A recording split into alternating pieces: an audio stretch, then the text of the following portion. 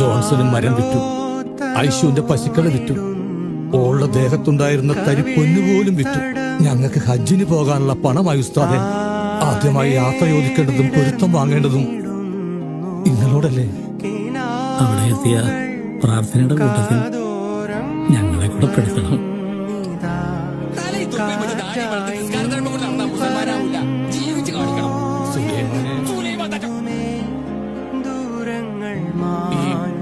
കണ്ടങ്ങുന്നിൽ നിന്ന് ഇവിടെ വന്ന് താമസിക്കുന്ന സുലൈമാന്റെ വീട് എവിടെയാ?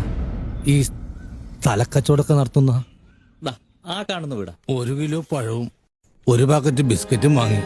പിന്നെ നമ്മളെ കാണുമ്പോൾ സുലൈമാൻ എങ്ങനെയായിരിക്കും പെരുമാറുക?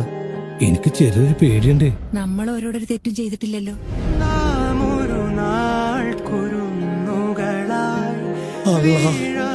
ഇതാരാ?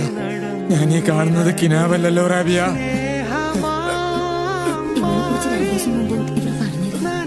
ഇരിക്ക റാബിയ, അബുക്ക് ഇരിക്കാൻ. വേണ്ട മോളെ, ഞാൻ എവിടെ ഇരുന്നോളാം.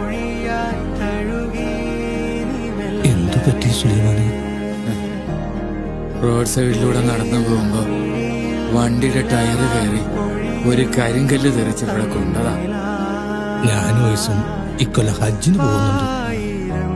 നമ്മൾ തമ്മിൽ സംസാരങ്ങൾ ഉണ്ടായതല്ലേ? സുലൈമാന്റെ പൊരുത്തം വേണം ഞങ്ങൾക്ക്. നരകിപ്പിക്കാൻ വേണ്ടി മാത്രമല്ല പടച്ചോൻ എന്നെ ഇങ്ങനെ കിടത്തിയത്.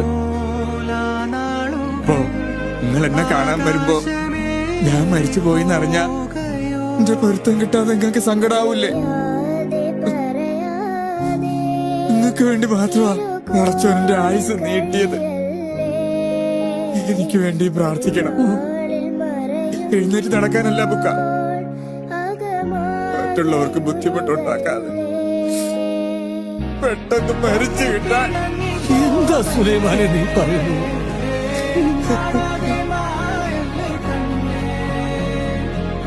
നിങ്ങൾ പോയിട്ട് വാ ബുക്ക.